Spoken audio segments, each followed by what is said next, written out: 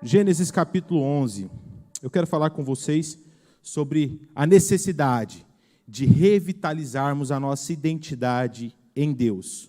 Esse é o último sermão desse ano e eu quero trabalhar justamente a perspectiva da necessidade de nós, como filhos de Deus, constantemente, com uma frequência muito grande, reformularmos, revitalizarmos a nossa identidade em Deus.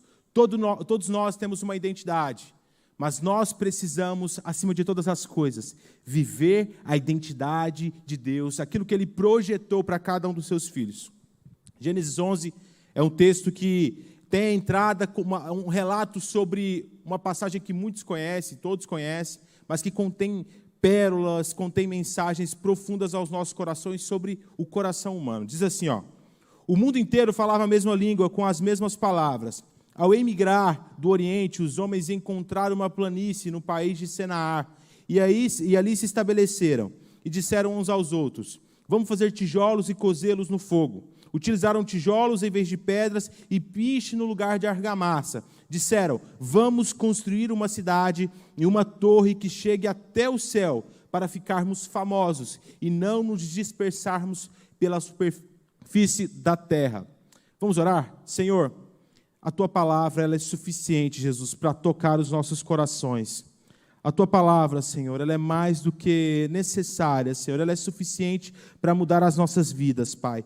E nós Te pedimos no nome de Jesus, venha sobre os nossos corações, venha sobre as nossas almas, Pai, confrontar a nossa identidade e trazer, amarrar, Senhor, junto ao Teu Espírito, no nome de Jesus. O texto lido é um texto bem famoso, um relato sobre a construção de uma grande torre que tinha como projeção, como ideia, atingir, tocar os céus, não de uma forma literal, era uma expressão dos homens daquela época de que eles tinham poder e capacidade, eles eram suficientemente capazes de continuar a viver e a se desenvolver sem a boa mão de Deus. Esse foi um ato de rebeldia, de emancipação dos homens, daquilo que Deus projetou. Em diversos momentos aqui, durante o relato desse texto, nós vemos o homem confrontando ordens diretas de Deus, ordens frontais de Deus. Uma das primeiras é a ordem de se espalhar pela terra. Aqui, esses homens tinham como intenção se ajuntar, morarem juntos, ficarem no mesmo lugar. A ordem de viverem e serem férteis. Esses homens não, eles queriam aqui ficar cada vez mais reclusos em seus grupinhos. Aqui, a Torre de Babel é uma representação de um anseio antigo do homem. E esse anseio, ele data justamente no momento em que o pecado entra no mundo. A partir do momento em que o homem cai, ele desobedece à ordem direta de Deus de não comer o fruto. Ali, naquele momento, se desperta um sentimento no homem que vai perdurar até os nossos dias e até a volta de Cristo. Um sentimento de querer ser maior do que Deus, ou no mínimo se igualar a Deus, o sentimento de querer alçar aos céus, o sentimento de emancipação, o sentimento de se achar autossuficiente, independente de Deus. E a partir desse momento, o homem sofre pecados atrozes, o homem sofre consequências terríveis a partir da sua escolha de querer ser independente de Deus, de achar que é possível viver sem Deus. O homem, a partir da queda, ele tem um desejo de ser maior do que Deus. E a partir disso ele começa a projetar imagens, ilustrações da sua cultura, do seu modo de ser. Os primeiros homens, as primeiras culturas que se desenvolveram, nós já vemos o homem querendo ser um pequeno Deus. Todas as culturas do mundo têm algo em comum. A primeira característica é os seus próprios deuses. O homem não o suficiente com o Deus criador dos céus e da terra, o Deus único e verdadeiro, começa a projetar deuses para si. Ele começa a projetar e construir deuses conforme a sua perspectiva de sagrado e de divino.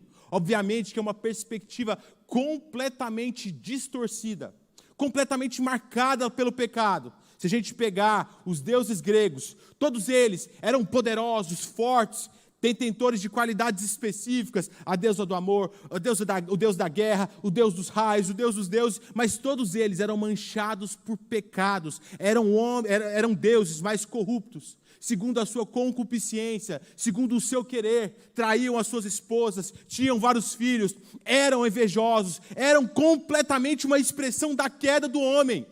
Na imagem deles, eles eram deuses, mas não passava de uma expressão da sua própria queda.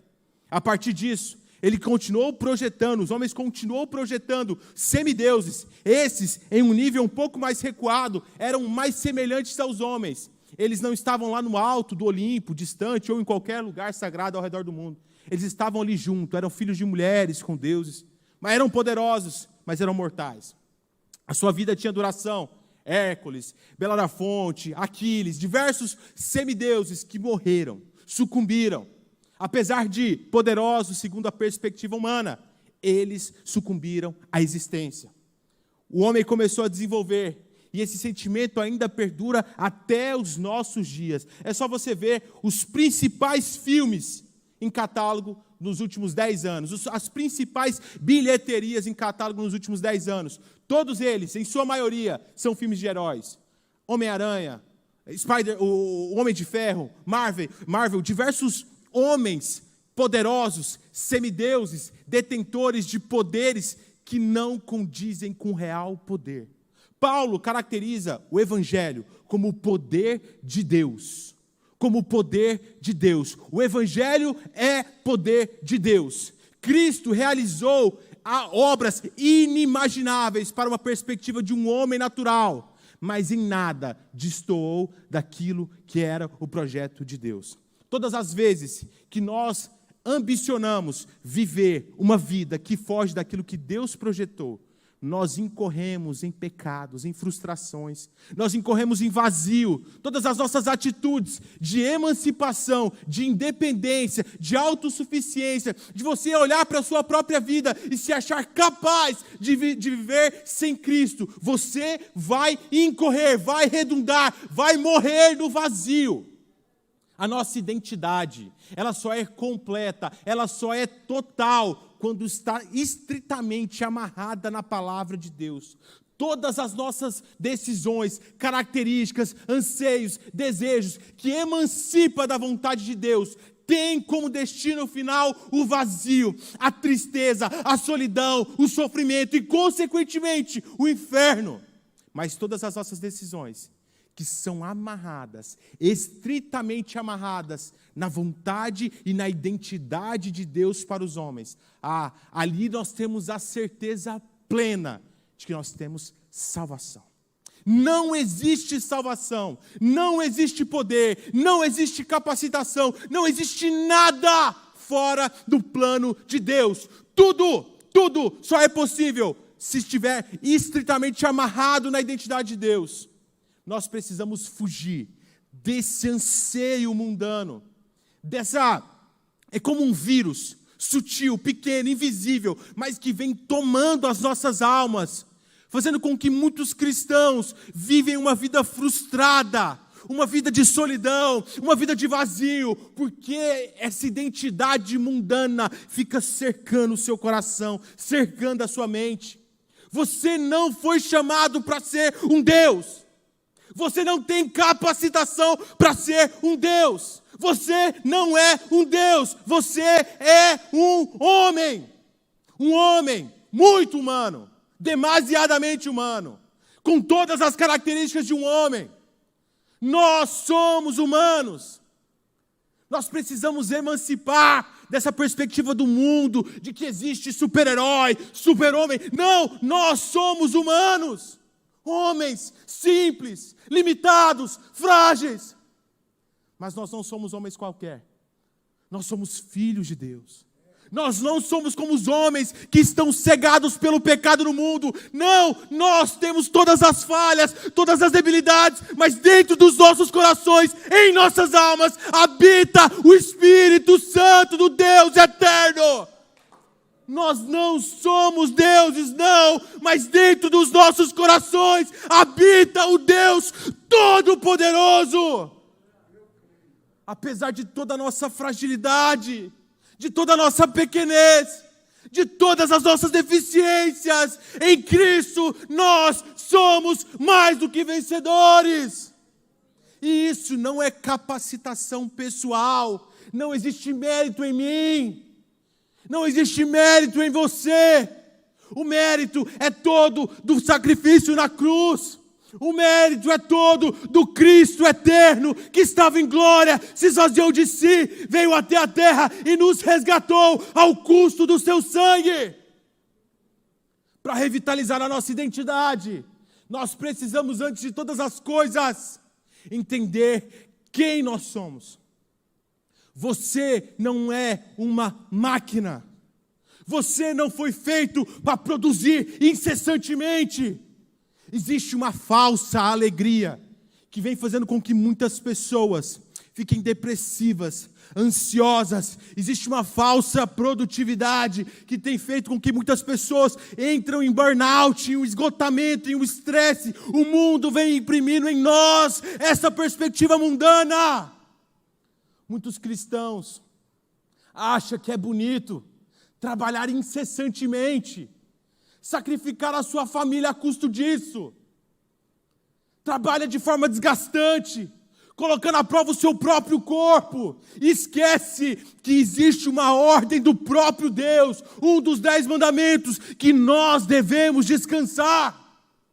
Nós devemos repousar, calar os nossos anseios, acalmar os nossos instintos, recolher a quietude. Cristo, nos momentos de maior necessidade, se recolheu, foi para o monte, manteve-se sozinho com Deus. Não deixe que o mundo venha imprimir uma identidade que não seja de Deus em seu coração. No próximo ano, 2022, não permita você viver uma vida que fuja da vontade de Deus. E a vontade de Deus para você não é o sucesso. Desculpa te ser sincero, mas Deus não te criou para ser bem-sucedido. Deus te criou para ser filho amado, cuidado, querido.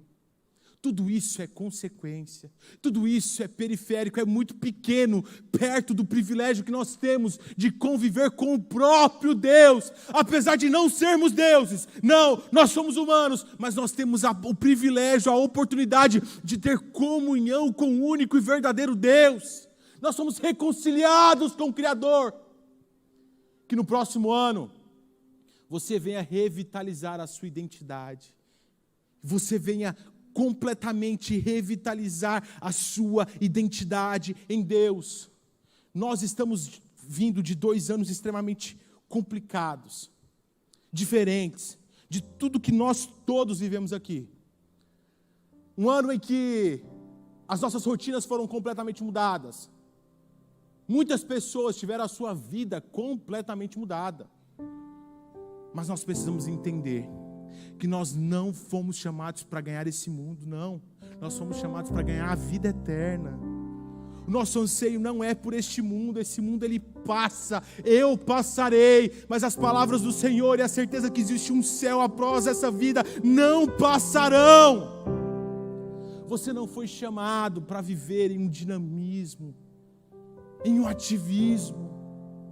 Você não foi chamado para ser um semideus, um super-herói.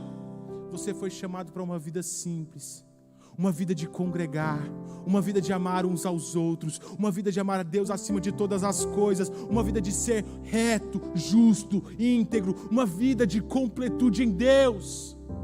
Não permita que no próximo ano você venha cometer os mesmos erros deste ano. A consciência de que nós somos humanos não é um salvaguardo para você fazer o que você quiser. A consciência de que você é humano não é uma autenticação no cartório para você pecar de forma deliberada. Não! A consciência de que você é humano é uma certeza de que nós, apesar de nossas falhas, nós temos a total capacidade de ser santo, reto, justo, íntegro, pois o nosso Deus, o nosso Criador, foi tudo isso. Jesus é o maior contrassenso. Ele choca, quebra e destrói todas essas armadilhas do diabo. Ele era Deus, o Deus criador dos céus e da terra, habitando ao Pai na plenitude da existência. Mas somente Ele tinha poder e capacidade para livrar o homem do pecado. Somente Ele era justo o suficiente para vir e nos salvar. Ele veio, o Deus Criador, aquele que tinha todas as capacidades, as características para ser um super-herói segundo a perspectiva de todas as sociedades. Mas Ele veio e sofreu. Ele veio e sofreu calúnia. Ele veio e padeceu fome, padeceu frio, foi traído, foi caluniado, foi agredido, foi crucificado. O Deus Criador dos céus e da terra. O seu corpo foi dilacerado, amassado, oprimido por homens, todos criaturas das suas mãos. Mas mesmo assim, esse Criador não usou de artifício maléfico, maligno. Não foi para aquilo que o homem foi criado. Ele viveu segundo os planos de Deus, amando, perdoando, reconciliando, curando, conduzindo pessoas à salvação, executando todos os planos daquele que tinha lhe enviado. Todos. O sucesso de Cristo reside não na cura ou na multiplicação dos pães, reside na obediência do plano de Deus. A cura é muito importante, a multiplicação extremamente importante, mas a obediência a Deus, isso é a plenitude da existência do homem. Isso é a completude daquilo que nós somos criados para ser. Você não é uma máquina. Você não é um pequeno Deus. Você é filho amado daquele que é o único Deus. Olha só o que Paulo fala aos Colossenses, capítulo 2, verso 9. É em Cristo que habita em forma corporal toda a plenitude da divindade. Em Cristo vocês têm tudo de modo pleno. Ele é a cabeça de todo o principado e de toda a autoridade.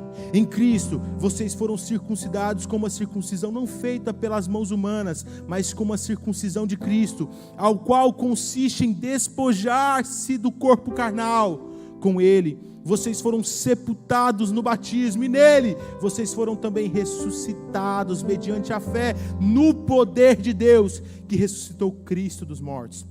Vocês estavam mortos, mas por causa das faltas e da incircuncisão da carne, mas Deus concedeu a vocês a vida juntamente com Cristo. Ele perdoou todas as nossas falhas, anulou o título da dívida que havia contra nós, deixando de lado as exigências legais, fez o título desaparecer, pregando na cruz, destituiu os principados e as autoridades, oferecendo-os em espetáculo público, após triunfar sobre eles, por meio de Cristo.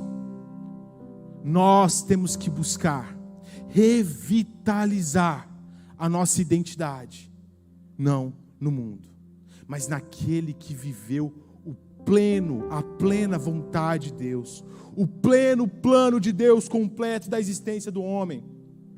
Que em 2022 você venha entender quem você é, que você não queira mais ser suprimido pelas muitas fotos do Instagram, que você não venha mais se sentir vazio por aquela pessoa que tem uma vida aparentemente perfeita na rede social, que a inveja não venha oprimir e rodar o seu coração, porque você não tem aquilo que as pessoas aparentemente têm.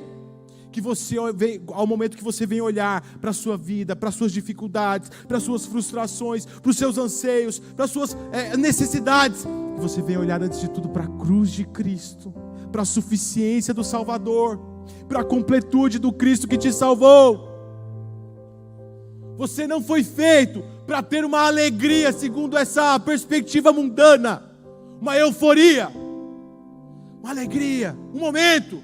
Não, você foi feito para ter aquela alegria que é plena, que mesmo em meio ao deserto continua firme e inabalável, que mesmo em meio à tempestade, não se desespera. Por mais que o seu coração venha estar amassado e dilacerado, e você não venha ver a luz do dia, saiba, existe um Deus que te ama, te salvou e te fez filho. Ele é suficiente. A alegria de Deus é suficiente. A alegria do mundo é muito passageira. Quantos parentes seus não conseguem sentar a uma mesa sem beber alguma coisa? Quantas pessoas que você conhece não conseguem se manter felizes em uma roda com amigos se não tiver um aditivo, se não tiver enchendo a cara? Quantas pessoas que você conhece que quando sofre um revés financeiro entra em desespero? Você não foi chamado para viver assim. Você não foi chamado para viver assim. Você foi chamado para viver contente em Deus em tudo que você tem, em todos os momentos, em todos os lugares, em todas as situações, sem precisar de nenhum fator externo, tendo somente no fator interno da existência de Deus em você, a suficiência da alegria. Que você no próximo ano venha entender a identidade de Cristo, que reside na paz de Deus.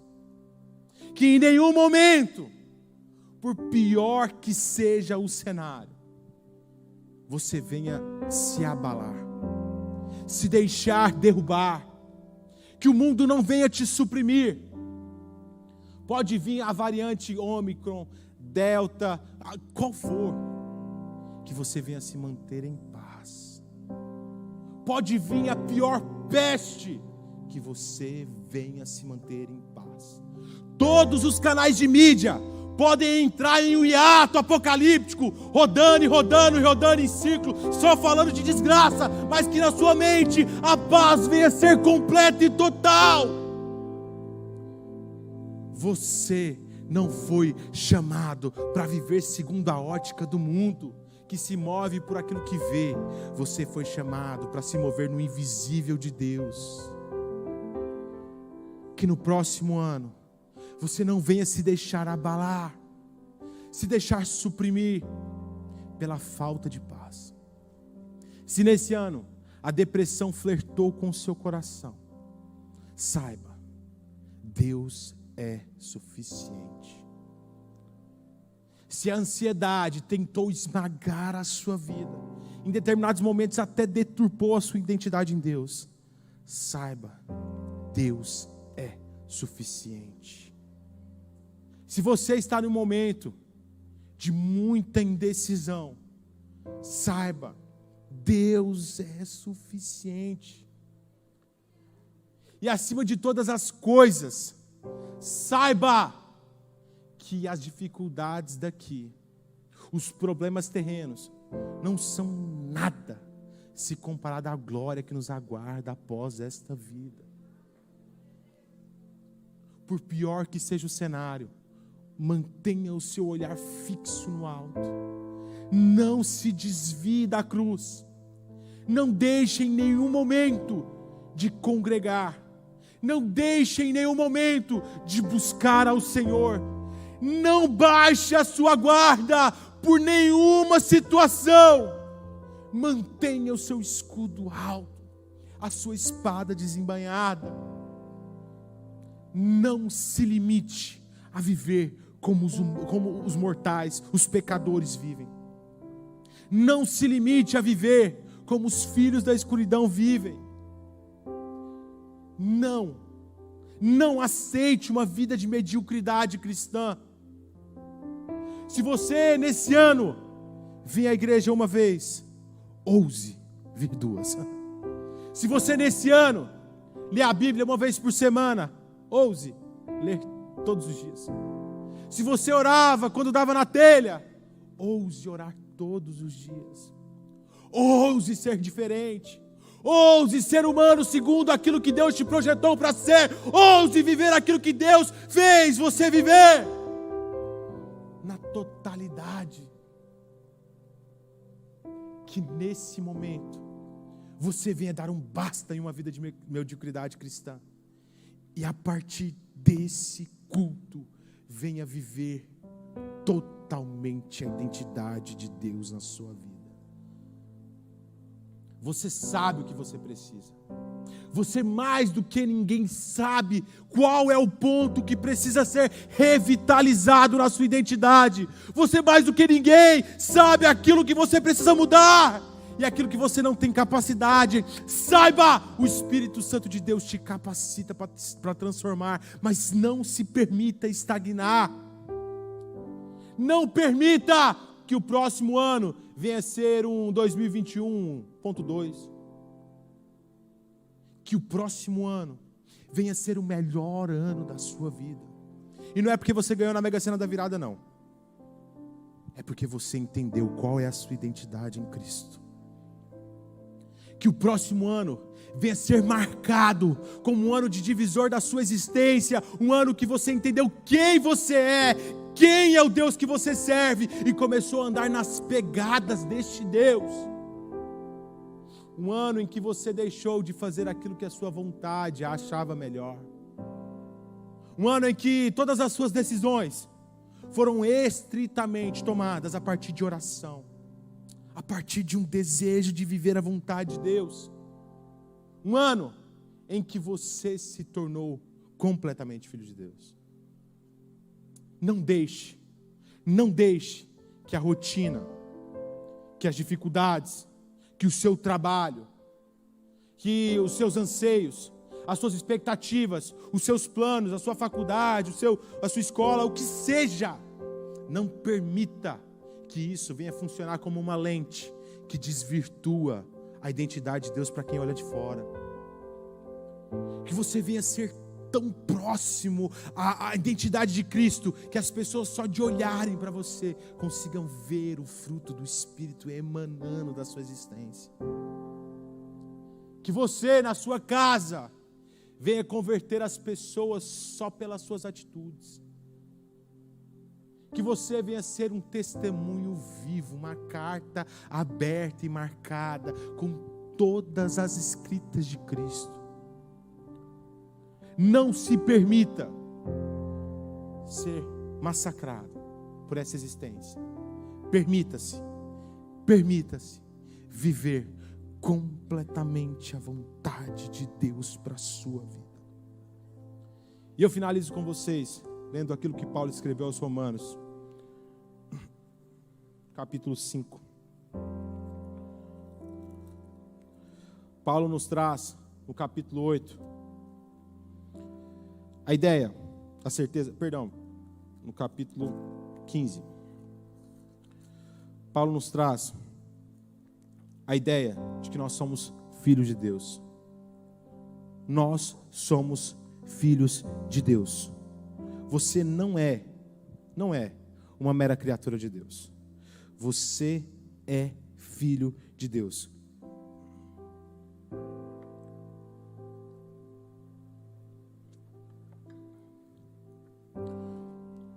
Você não é mortal mais. Apesar de encontrar a morte no fim da sua vida, você não se limitará a ela. Você transcenderá a morte e ganhará a coroa eterna. Sabe por que as pessoas vivem no vazio? Porque elas olham para essa existência e se limitam nela. Sabe por que as pessoas muitas vezes não conseguem de forma nenhuma encontrar paz e tranquilidade? Porque para aqueles que não entendem a vida eterna, esse mundo é uma completa loucura. Ele tem um fim em si mesmo. Ele não tem razão. Mas para aqueles que compreendem a vida eterna, essa existência se torna tão saborosa. Essa existência se torna tão prazerosa.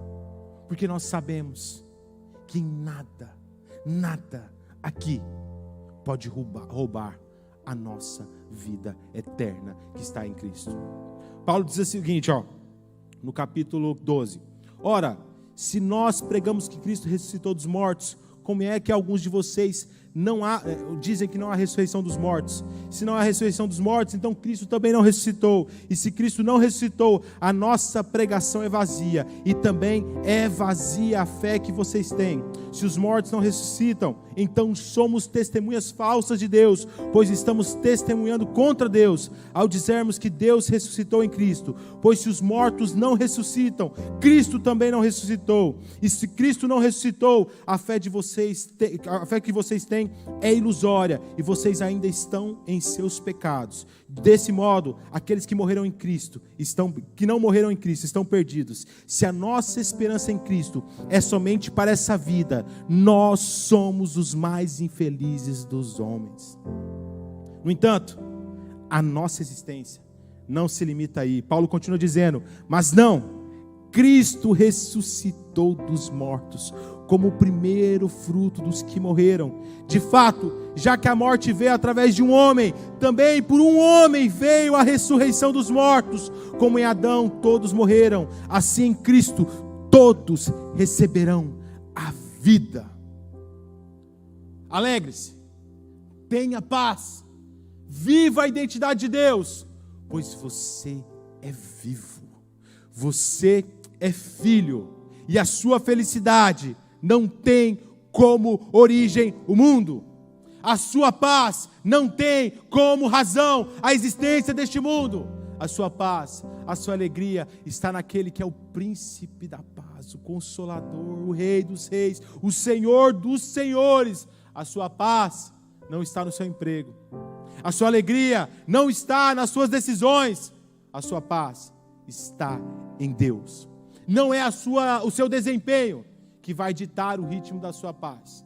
Não é quanto que você ganha que vai ditar o ritmo da sua paz. Não é o que você tem no seu nome que vai dar alegria ao seu coração. Pelo contrário, tudo isso é muito pequeno comparado à paz e à certeza, a alegria e a concretude de que Cristo morreu por mim e ressuscitou no Calvário. E de que eu, e que todos nós, todos aqueles que estão em Cristo, não enfrentaremos a morte como um inimigo definitivo. A morte vem, mas ela é só passageira, porque depois nós temos a boda do Cordeiro e a certeza de que Cristo nos amou primeiro e cumpriu com as suas promessas. Amém?